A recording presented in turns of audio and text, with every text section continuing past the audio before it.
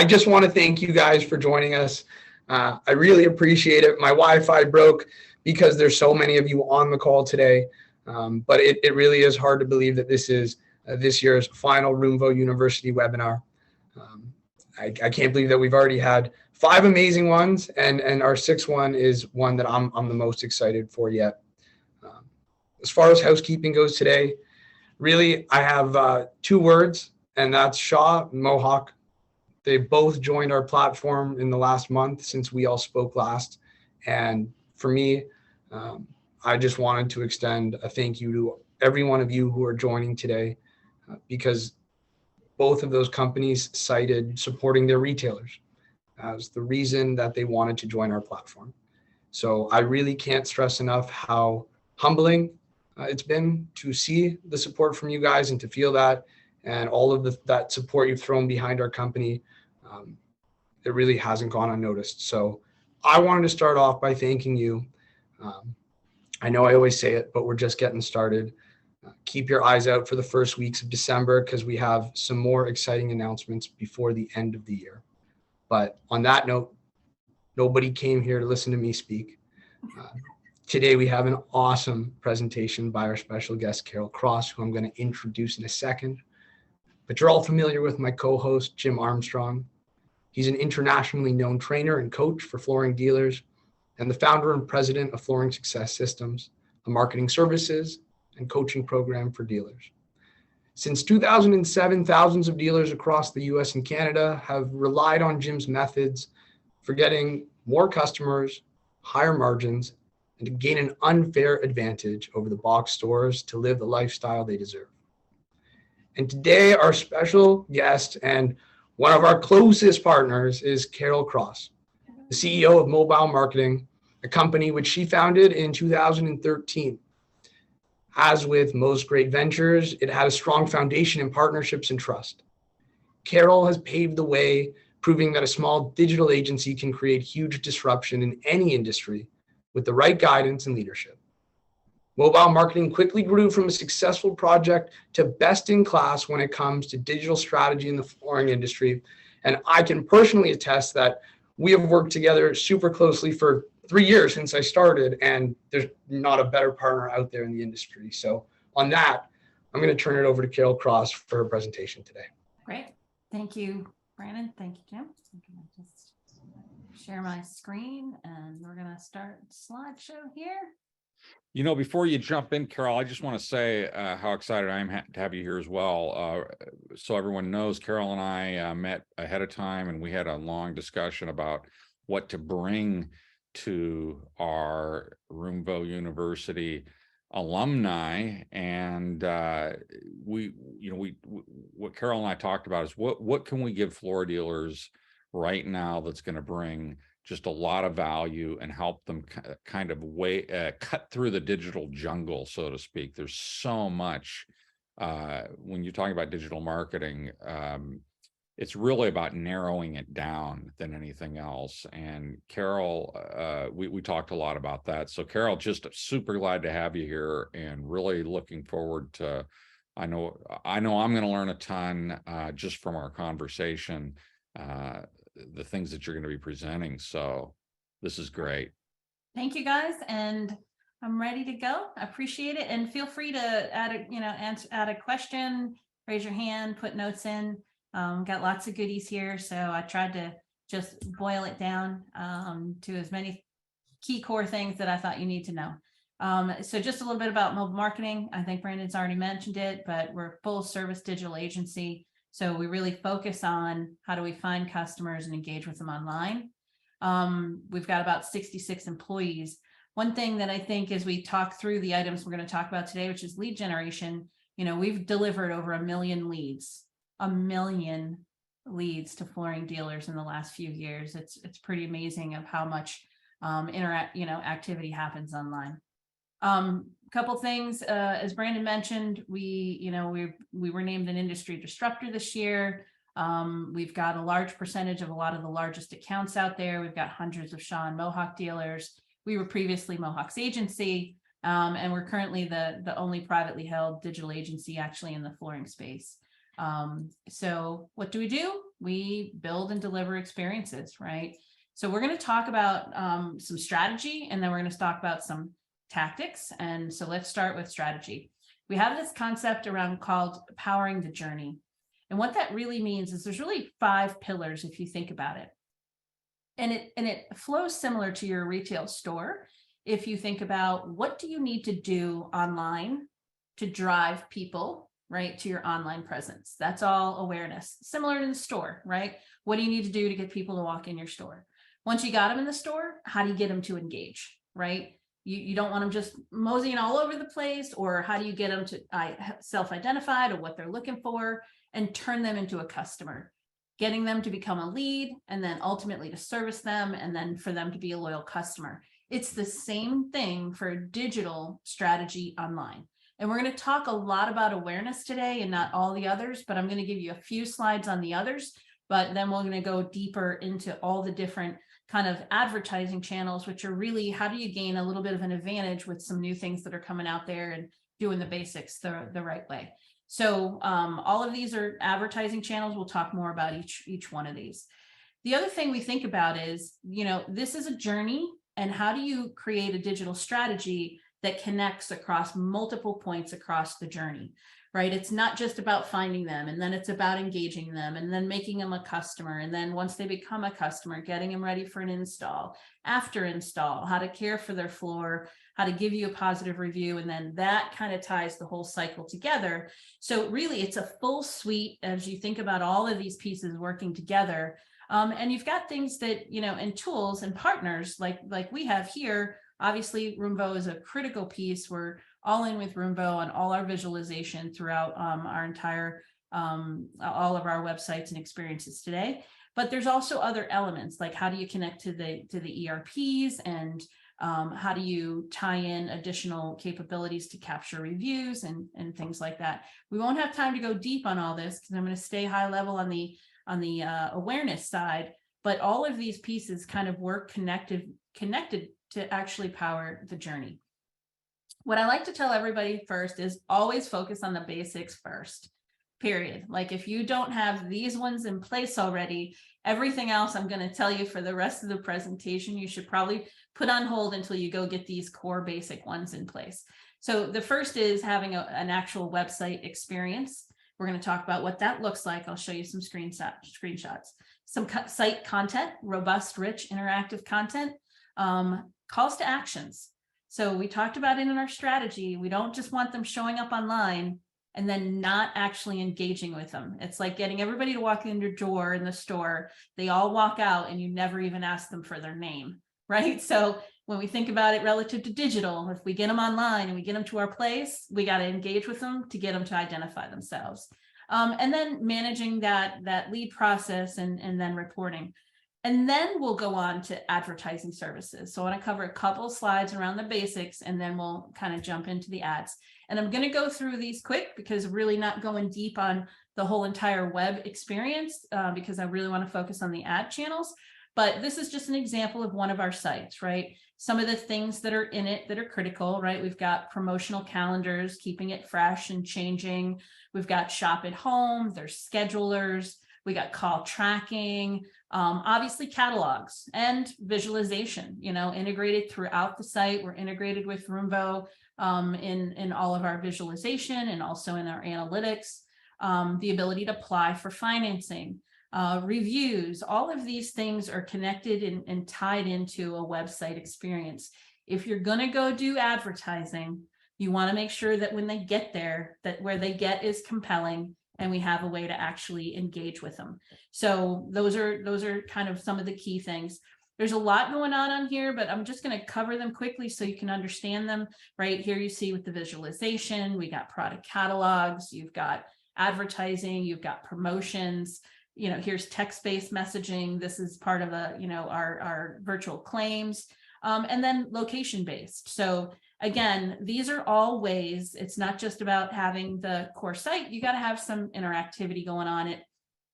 Again, this is showing, what our sites can, kind of some snapshots from our sites. You can see if you're a Shaw SFN member, here's a color wall, Mohawk catalogs, different, core tech pages, etc. all integrated and tied in, right, with the visualization capability as well. So again, delivering an engaging experience online so that when they get there, you can turn them into a lead. One of the other elements is, as we talk about promotions and calendars and all those things, we want to do it in an integrated fashion, which means our homepage, our email, our social media, our paid search ads, whatever those channels that we're about to go talk about are, we want to do it in an integrated way. And when you do that, it gives a lift to all versus looking like you're disjointed with the homepage, not tied to the social, not tied to the search, and you're not really sure. Integrated marketing gives you a competitive advantage, and not a lot of companies do this or do this well. Calls to actions, they're pretty self-explanatory, but what they mean is on the site, having somebody be able to interact with you and provide you their information. We consider this a lead, but it's always a name, email, phone number of somebody that's in market. If your website is not doing this, it's really missing the opportunity, because this is what it's made for, right? We want to get them engaged with us and get them identifying themselves, and lots of ways to do that, right? You got forms, you got promotions, you got free in-home measures, you got applying for financing. All of those are calls to actions. Those are important. So decide what's important for you in particular, and then make sure you really got those calls to actions on your website. Being an engineer, I can't stress this one enough, but we track and monitor everything. And when you're in digital, I love marketing and I love science. And so the connection of the two ends up with the ability to actually report and look at what's working. This is just an example of a dashboard of ours that ties in looking at, our paid advertising channel, our social ads, our SEO, email responses, how many are going out, how many are being open, how many leads are we generating, and at what price. And then as you integrate that into ERP systems, now you can find out which one's closed. So you're going to do a whole lot of advertising. We're going to talk about a lot of advertising channels today, but we also want to know which ones close so that we can be better marketers and put more money into the advertising channels that don't just drive us leads, but drive us leads that lead to closed sales. And so now with a lot of the new integrations that are out there, right, we can integrate leads, we can pull in pricing, stock, messaging, payments, and reviews with, right, what we call ROAS, which is a return on ad spend. This is a beautiful thing when you can do advertising in all these different channels I'm going to talk about in a minute, but then know that it's actually driving to closed sales. We do have, mobile marketing has integration with a lot of the ERP partners already to be able to do these things that have been traditionally very difficult to do because the website was over here and the ERP was over there and they weren't kind of collaborating and talking. So the reason I bring up this is this return on ad spend is critical, right? If you're a marketer and you're thinking about how do I spend my money effectively, you want to be doing a good job with that. Okay, so now let's talk about some advertising. I'm going to start with the super advertising basics, which if I was to do any two things, I would always start with a search and social. So now what I'm talking about is that first bucket, right? We're going to go out there and generate some awareness. We got our basic website, we got our calls to actions going, we got the integration and measurement piece happening. Now we're going to go generate some demand. So the first two areas that I would say, if you're just starting off, you can always start with search and social, and search organic paid and social organic paid. I'm just going to show you what they are. So the first one is, I get a lot of people that think they know how to do paid search. It always comes up. And so I always like to start off with this little exercise. So the first is, this is what paid search looks like, right? It looks like an ad like this. And then, frequently the people that are in the top couple positions get 41% of the clicks. So when you are here, it's important. But before you do this, you should always make sure that you've got your basic Google My Business listings in place, right? Which is your online presence with Google. So I want to jump in on paid search and give you the secret that digital marketing agencies and everybody in the world does not want you to know, right? Because now you're going to know how to hold them accountable, myself included. So if my customers are on here, don't come asking me about your quality scores, but let's start there. So the first is, do you know what quality score is? And, the way I talk through this example is, let's say you go to Google and you're a flooring retailer and you're Jeff's Flooring Store, and you tell Google that I'm willing to pay $2 for the keyword flooring to get that first position. And then the next guy, Jill's Flooring Store, right? She says, I'm willing to pay $4 to get that first position. The next, $6 to get that first position. And retailer D says, I will pay $8 to get that first position. So my question to you is, which advertiser will get the #1 position on Google and at what cost?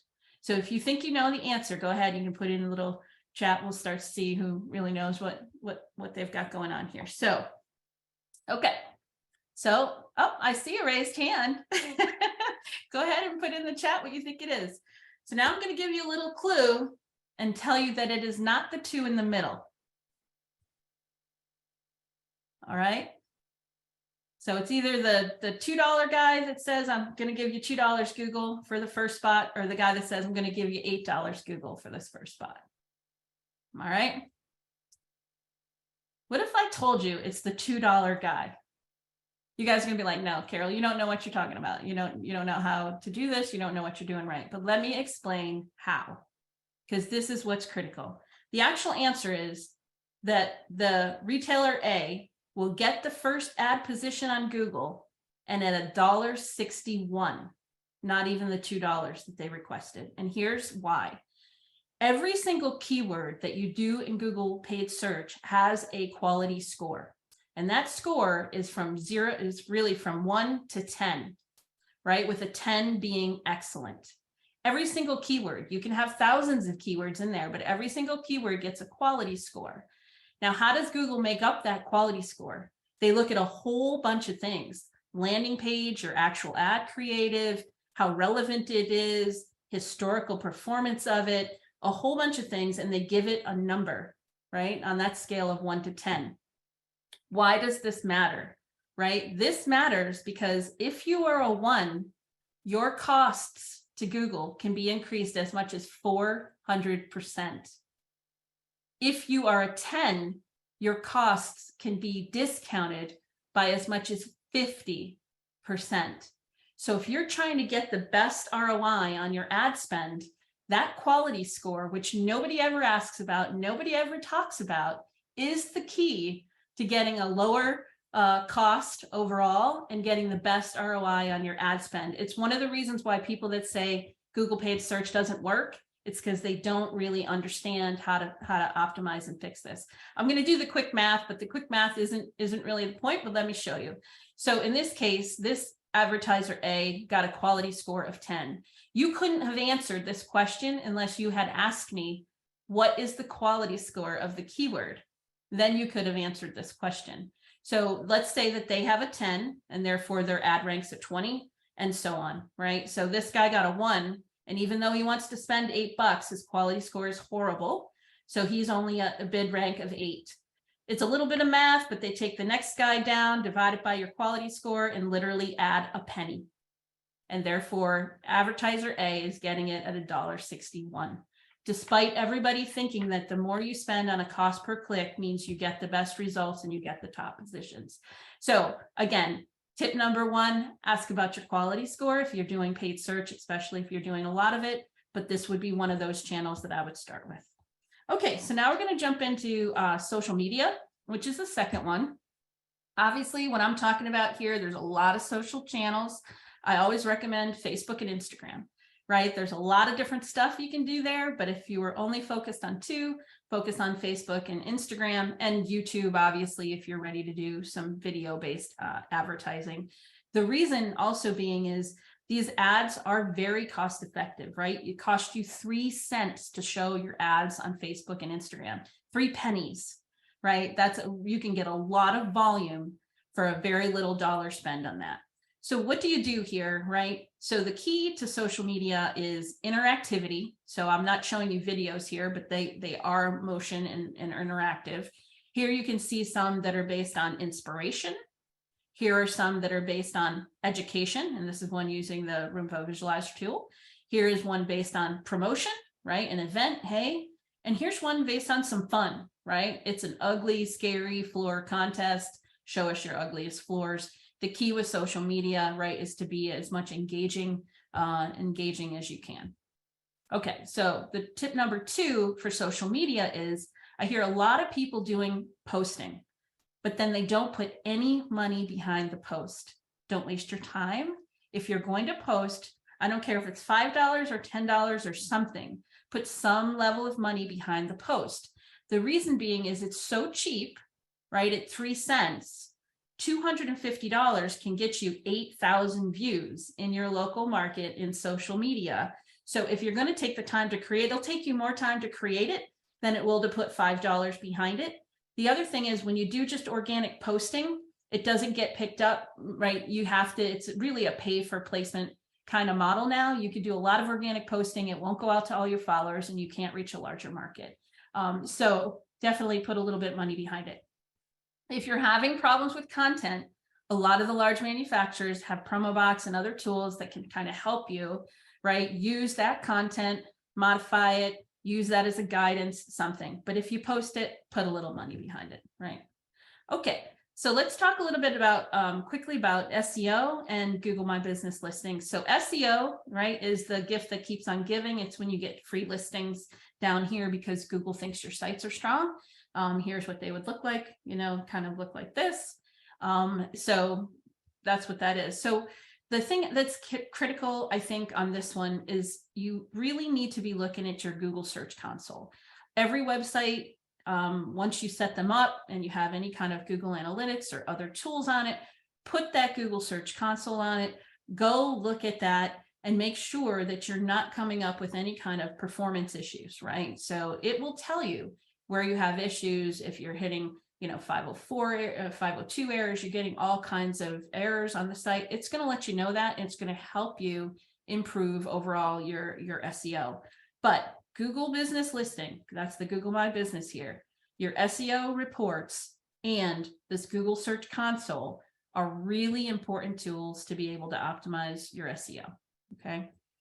Now, this one is one where I look at a lot. And I like to start with the top graph. So this is a Google trended data for waterproof flooring. So you're like, wow, look at waterproof flooring's growth.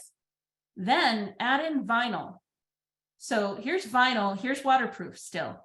So while we all like the quick buzzword of waterproof, really the majority of searches and volume is still on vinyl.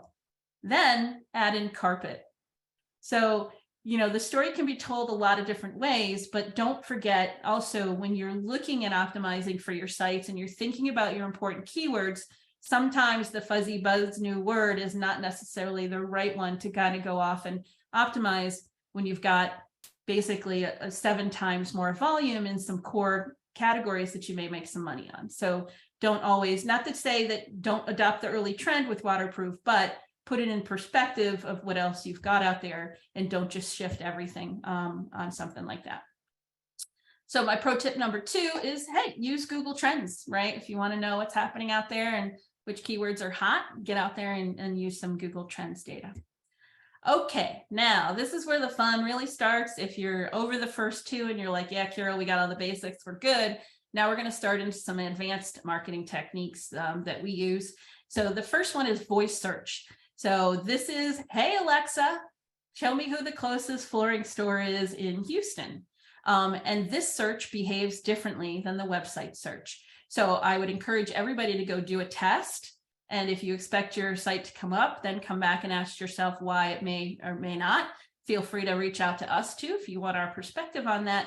But here's where you have to start including different words, you know, how, what, where, and when, and why. It's asking for locations, where's the closest flooring store. These are keywords that are not normally on websites that actually Google's looking for or Alexa's looking for to deliver up results.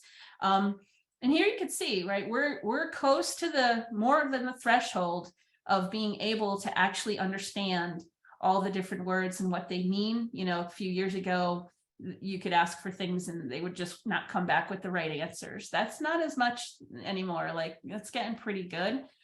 So voice search is something that's important. It's cool. Pay attention. It's an opportunity to have an early lead. Okay. So with this, though, also a lot of voice searches results in mobile sites. So when you do get a site, you're typically on a phone because you've talked to your phone.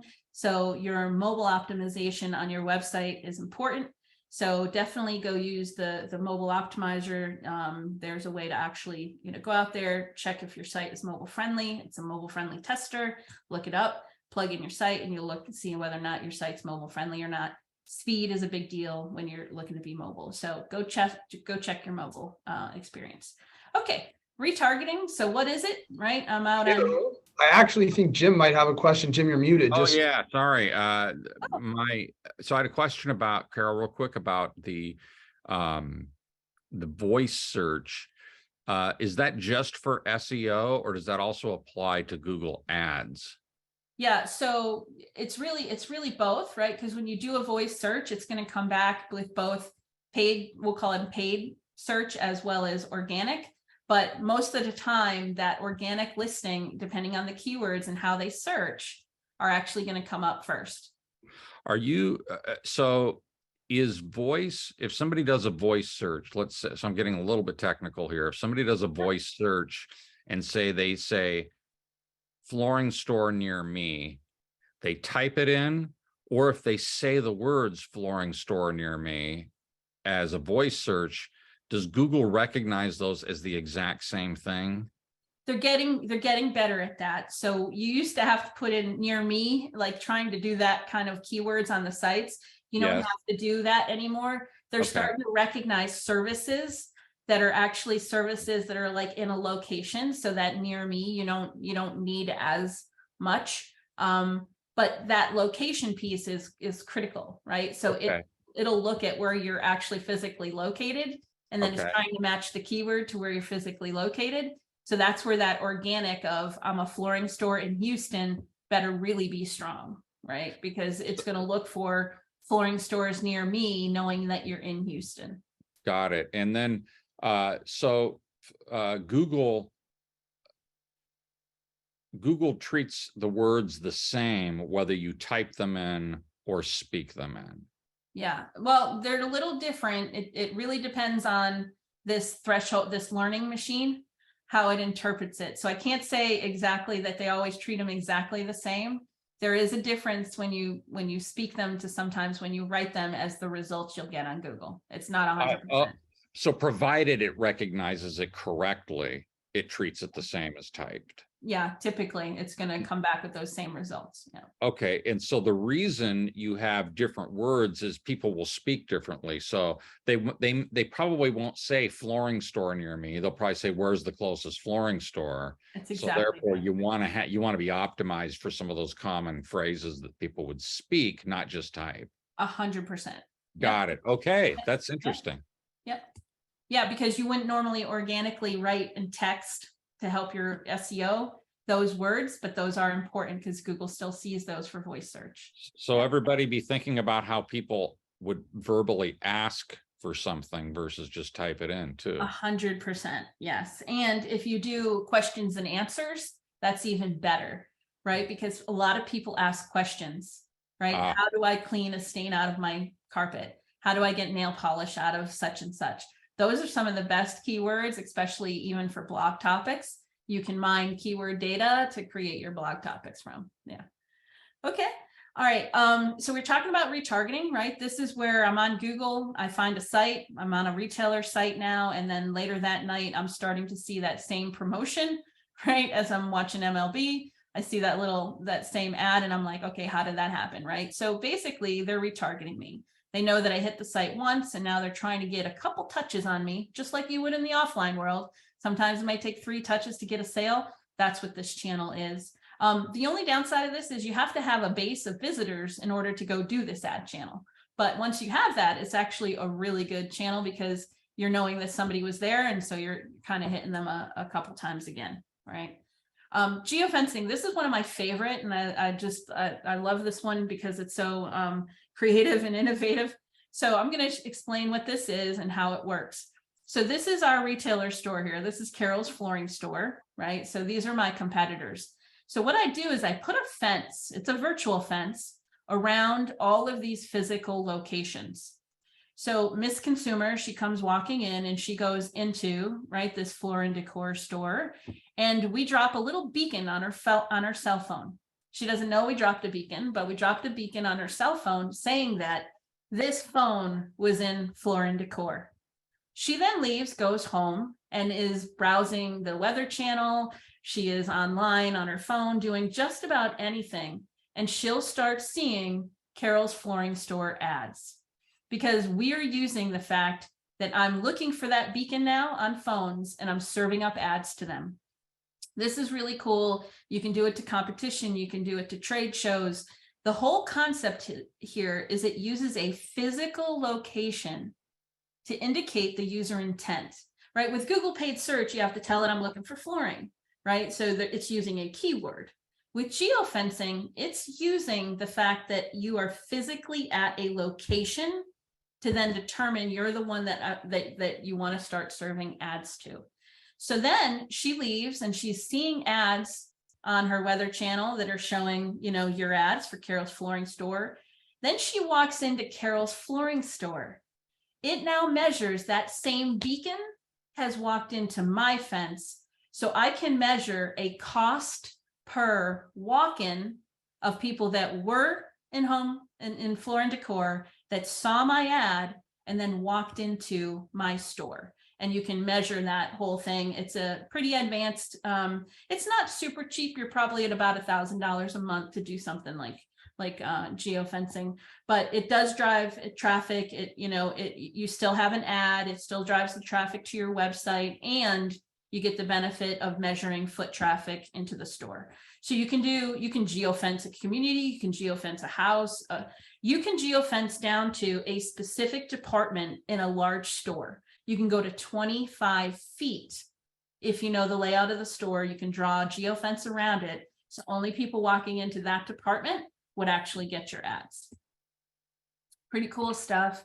And then it gives you a lot of data. Like here, you can look at how many people saw the ads, and you also get an idea of how much traffic are going into your competitor locations as well. Like, because you're serving up ads to everybody going into those spots, it kind of gives you an idea of how much traffic that those different stores are also getting. So cool piece of data, lots of opportunity with this one, fairly new, but not exactly cheap. Okay, the next one really, I think, is a competitive advantage again for you right now. It's definitely an advanced one. It's called programmatic. Some people call it OTT, which is over the top. It came from back in the day with the set-top boxes or any kind of gaming consoles sitting on top of your TVs. But now what it's really meant to be is these streaming ads through subscription-based services. So I want to show you something. This is cable adoption and people that are watching cable. This is streaming services like Hulu, all the direct channels, Paramount, everybody's got their own direct channels now. So you've got across all ages, people cutting the cable cord, right? They're not watching cable. They're watching Netflix and Prime and Hulu and all of these direct channels. The reason this presents an opportunity for us is this is not advertising going through a cable company. This is advertising going through an internet connection. So while you're on these channels thinking that you're watching TV, they're really an internet-based subscription to which then you can serve internet ads to. So the OTT allows you, with all of these new subscriptions coming out every day. I use the example of, I'm a big MLB fan. I'm in Philadelphia, I'm watching a game, and all of a sudden I get a gray screen and it says, waiting for commercial. Like literally an empty screen waiting for commercial on MLB, on Major League Baseball in my market, Philadelphia, with a big old screen saying, kind of waiting for a future advertiser. Because these subscription services grew so quick, they all wanted their own advertising for these. Now there's a lot of available inventory, but it looks like a commercial. So you do have to invest in that 15 or 30-second spot. But when you do that, it's about 1/5 of the cost of doing TV ads. So if you like TV ads, you like media, subscription services, you want to get out there, this is a good competitive opportunity channel for you to get out there early with, and also save some money against that. People ask me all the time, they say, well, all of these channels are free, they don't have ads. That's not the case for those that don't have the fully paid subscription. And even when you pay subscriptions now, a lot of these are still going to start to serve you commercials. So you're paying to get the content, but it doesn't mean that it's going to be commercial free, or you're going to have to pay even more. So you're going to see a lot of these subscription-based services continuing to have ads within them as well. This also applies to like Roku, gaming devices. All of those are also considered OTT or programmatic. And just about everybody has some level of subscription services now. As a result of COVID, it exploded, right? So love that one. Okay, a couple more. Google Local. So this is a new one. This is brand new. So for a long time, right, we have these little, we'll call them these little ads that show up. It's like your Google business listing. For the first time, I used to get the questions all the time saying, how do I get, when you get into that map pack, my Google business listing is the lowest on the left. How do I get that number one? And the answer was always, there's nothing you can do about that because Google's using a combination of your location and your name and all this. Now you can actually do this. They're campaigns, they're called Google Local campaigns, and you can buy placement now to move up, and it'll have this little ad thing on it now, and it moves you up in those results for your Google business listings. This is definitely one that I would recommend to everybody on here should try. You don't have to spend a lot of money to do it. It works. You do it within like a Google Ads campaign, but it's separate, right? It's definitely it's a separate campaign. You can set it up separately, but it lets you promote your own listing within Maps and on all of that. So fairly new, within the last year launched. I would definitely recommend kind of trying this. And here's some of what it would look like, right? So for $600, this is 460,000 ad impressions, clicks. Here's a click-through rate. 206 conversions. So a conversion in this case, here's what it would look like. You see the little ad, you see the ad up here, right? So it's moving you up in this listing right here, right? It'll link you to your website. It'll get you directions. You can do phone calls. It tracks it all for you as well. Okay. And this is one of the last ones, but this is still new. It's in beta in a lot of different markets. They call it, basically Google Local Service ads. It's also kind of tied to the Google Guarantee. And what this is in certain industries, which we're starting to see more of it, and I think we'll see it in flooring continue to evolve, where you are service oriented.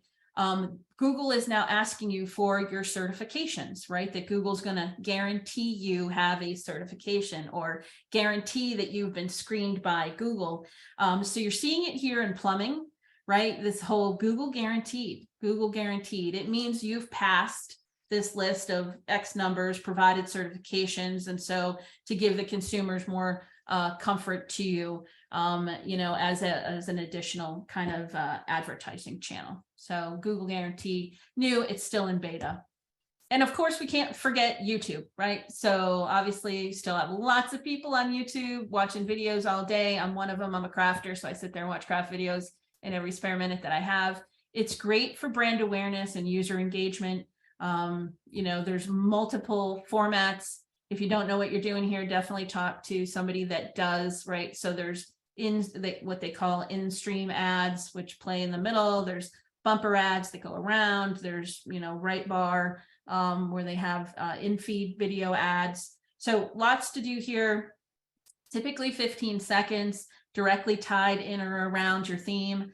I am loving what I'm seeing, some of the reels and some of the small videos that are being done about just installation, very creative, just little things going on that I think are kind of really exciting and evolving the flooring industry in the video space.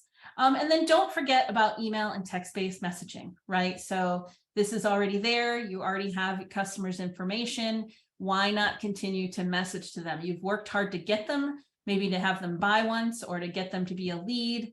Message to them. Email and text-based messaging is super cheap relative to all those. So, and you can hit them at lots of different stages, make them offers, how to, here's one where we, included, don't you, want to see it as well. Hey, you can afford it, ties to financing. So really think about how to use both of those. The last one, and then I'm going to stop for a second, is I really want to talk about this return on ad spend for a moment.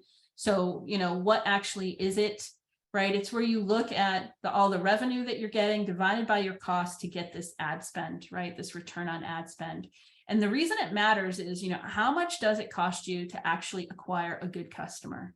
And so no matter what we do here, if we don't turn it into understanding what it actually turns into closed sales, we've missed doesn't matter which channels we're doing, right? So this is one of those things where the more you can get to closer to knowing that these leads turned into sales, no matter which of those channels I showed you, right? If you don't measure this, it's kind of like, well, I'll put some here and I'll put some there, and then we'll guess and see what happens. And you'll look at a cost per close, you look at a cost per lead, but not really a cost per closed sale. So take all these things that you do, analyze them, find out what actually turns to closed sales, and then put more, put more back into that. And then one of the last things, and then we'll open it up to any questions. I know I talked really quick and I've gone fast, so there was a lot to cover, but hopefully you've got some cool little nuggets out of this. I want to talk to you about a new product that's called the Samples app. What this allows you to do is to basically keep track of samples going in and out of the store. It builds a personal connection between the rep and the consumer. It allows back and forth communications, helps them return the samples, can charge if they don't. The list goes on and on. One of the biggest things with samples in our industry is just that it's costing everybody a lot of money. And when samples go missing, you lose sales. So, we have a new product out there. I'll put it up here. But there's so many reasons. You can also send automated messages, text messages, email messages, all personalized from the sales rep. Manufacturers can also participate in this, where they can provide product information that goes directly to consumers without them knowing the consumer's actual name. They can provide information about the product that a consumer actually has in their home. So there's benefits all the way around. Check it out. I'll just put it up here, right? And the beautiful thing about it is it's free for everybody. So you can test it, try it out. You can sign up today at samplesapp.com. That'll let you kind of, try it and see it. But I can tell you from all of the early adopters of it, they get more samples back because they're just communicating to the customers that the sample is due back in a couple days. In some cases, they'll say it's due back in a couple days, or they'll charge. And then there's this back and forth personalized information going back. It's very comfortable, and samples are coming back in those stores. So they're not losing those top sellers out of the display. So I know I've shared a lot. We've got about, looks like 10 minutes maybe left. This is mobile marketing. Everything that I shared today, we do, from the websites to all the different advertising channels. If you think we're a fit for you, we'd love to hear from you. And as Brandon mentioned, we're fully integrated with Roomvo throughout all of our websites, our marketing, our dashboards, and we pretty much market together. You see us together also at events like Surfaces and others. So I think it's a beautiful combination, because I think it's such an important part of the engagement process. So questions? Carole, before this, you said that you had enough content that we could have done like a 4-part series. I think we could have done like a 10-part. You might be Roomvo University's the whole lineup for next year. That's what I actually think. Yeah, every one of these, I tried to show you the basics. If you're only doing 2, do this, the core. And then if you really want to get, sexy with some of the latest and greatest stuff, you got a good idea of what that could be. No, this was awesome. I do have a question for you while everyone's here. You talked about ROAS, and that's something that's going to be hard for some people today to calculate. Yeah. Right. And what I love about what you guys do is that because you plug into so many different platforms and you let dealers run the business the way they want to, they can calculate this figure kind of regardless of if they're using RFMS, Q4s, whatever that might be. What about the numbers that they probably can easily calculate today, like cost per click? Yep. How do you guys stack up? What do you usually see on average from someone coming into you, and what does your company usually get them to? Yeah, so I like to start with the lead cost, right? Because the clicks are going to be unique to the market and that keyword. Like waterproof could be at $7, and cheap carpet could be at $1, right? So the cost per clicks vary a lot, but from a cost per lead perspective, we try to target all our customers under $50, right? So that's typically our benchmark on the paid search side, where we feel like a combination between ad creative, landing pages, promotions, conversion event, you should be trying to get down to as close as you can to $50 or less cost per lead on the ad side. That's and what by lead, can you define what lead is? Yeah, we look at the lead as a name, email, and phone number of an in-market consumer. So it's not traffic to the site. It's not just somebody that's generally browsing. It's they have raised their hand and self-identified them and provided their information to us. And when they do that, we also opt them in for email or text-based messaging so that we can kind of keep them in that little, keep them warm queue till they're ready to buy. So I had a technical question about the geofencing. You said you can do it within 25 feet and like a specific department even, which is great. So how do you get that exact location? Do you drop a geopin? Yeah, we do. You literally draw a map. So I was just going to go back up to that one slot. And let's say we had where's that store layout? Okay. So let's go here. Jim, I am going to geofence your house after this. Yes. He's going to start dropping me ads. Yeah, I'm going to it's going to be crazy. I'm going to start seeing ads that say, "Hey, Jim, what you doing today, buddy?" Totally. So let's pretend, but let's just say that you knew that the actual flooring department of the store was right here. You wouldn't draw the box around the whole store. You draw the box around here. So are you asking me if we actually do this today? And we do have people that literally walk in and count off from the wall roughly the number of feet, so that we can draw a sub box around those that walk through. Now you still have those that walk through. You still are not going to get everybody that goes around the flooring department, but you literally can take that box. It will show you just like this, building by building, and you say, I want this little box right here. Wow, that's great. Yeah. What would you? So I actually have a piece of advice for everyone based on, and then another question. My piece of advice is don't get overwhelmed by all of this. Pick one thing. Hopefully you're all taking notes. Pick one thing, if you're wanting to implement something or learn about something, and really focus on that rather than try to do everything halfway. 100%. And an agency will help you. Mm-hmm. And again, this is the basic right here, right? Do Google paid search and do some paid Instagram and Facebook, right? So get your SEO down and do some Google paid search and some Instagram, Facebook, which you do at the same time, right? So you don't have two different channels there. They both work through one. So do some paid social and some paid search. Start there. What's a fair budget to start with just these basics? What do you think someone should be looking for? So you should really look for about 7% of your total, right? If your total revenue is, typically they'll spend 7% on marketing. A lot of retailers are a little bit less than that. And of that total spend, about 70% of that should probably go to digital. That's what we would normally recommend. Understood. Got a comment and then a question. Deanna Martin says, "Thank you. This was a great presentation." I agree. Well done, Carole. Oh, and then Eric is asking, is there a way to determine if our store is behind geofence? Oh, so their store has been geofenced. Yes, and the answer is no. Unfortunately, the only indicator that you would actually have is if all of a sudden you're getting a lot of your competitor ads on your phone, because you're likely in your store. You go home, and then if you see your competitor ads, a whole bunch serving up to you, it's possible.